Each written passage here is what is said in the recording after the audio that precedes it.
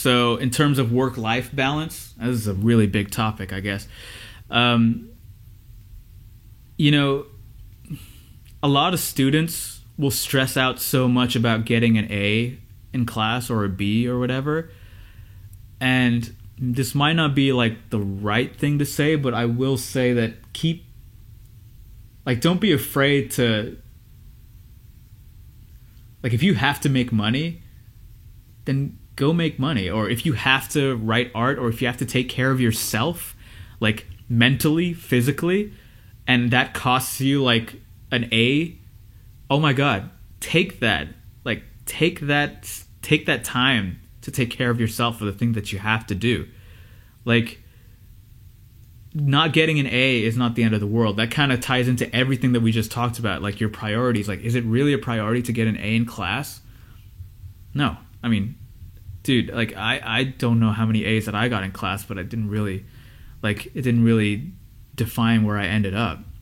You know, I know people who got a lot of A's who ended up in a completely different field, and there's nothing wrong with that, but just prioritize and keep things in perspective again, and don't be afraid to bend the rules a little bit. So what? You know what I mean? It's exciting. Control. This was a big thing for me. Work-life balance, the things that you want to do and the things that you have to do. Just based on everything, I guess, that I've... that's not the right way to say it, but I have a bit of a control issue. Like, I can get pretty obsessive and pretty controlling at times just about the things that are around me. And at some point you have to realize, like, there's only one thing you can control, and that's yourself. Like, I used to take on... is it the responsibility? I guess the responsibility of, you know, the happiness of my friends, my parents, you know, my peers, my partner. And it was like, yeah, I mean, it's really cool if you can take some of that on, but you won't be able to take any of that on if you can't figure out the happiness to yourself. So control was a big thing, and knowing that I can control me and the decisions that I make.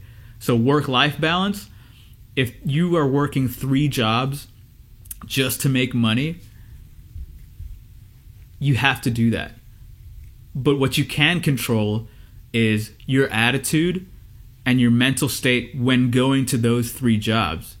You know, if you, I don't know what that means. It's different for everybody. You know, getting enough sleep, working out, eating right, whatever. Or knowing that the jobs that you're taking are for a much higher purpose. You're doing these jobs not just to make money, but you're doing these jobs to get to your goal. Keeping that perspective is huge. And you can control all that. You can control all that perspective just if you just take a second to just think about it. It's not easy. Duh. I mean, what is easy? The best things in life are the fucking hardest things, right? So I would say, yeah, just don't obsess over the things that you can't control. If your boss is a dick, can't control that, but you can control how you deal with him. If the job you have is not paying enough, you know, sometimes you can't control that. It's not always as simple as, hey, I'm working hard, give me more money. Sometimes it is. But you can't control your attitude towards either taking that job, leaving that job, or making that job exciting enough for you to do it. So that was a big thing for me, control. And then, yeah, you know, if anything, work-life balance, it's like, just try to, if you can, you know, try to spend some time with some close friends. It's good to just, like, get other people's perspective on things and have people to talk to. This is going to sound super cheesy, but it's the truth. But, like, when you have other people around who are also going through shit but are still motivated and trying to work towards that goal, it's inspiring to be around. My good friend Rohan, very, very, very good friend of mine, and I love him very dearly. He visited the U.S. a couple of weeks ago, and he was telling me like the stories of like how, you know, he was in India and he had like this whole plan to work with these clients, and then like within the span of like 2 weeks, everything kind of just fell apart and nothing happened. But then 2 weeks later, it's like, I mean, he just kept networking and, you know, doing his thing. And then 2 weeks later, he got 5 other projects, like twice the number of projects that he had before. And it was inspiring to kind of like hear his mental state about the whole thing. So if you can, hang out with some inspiring people. That really helps.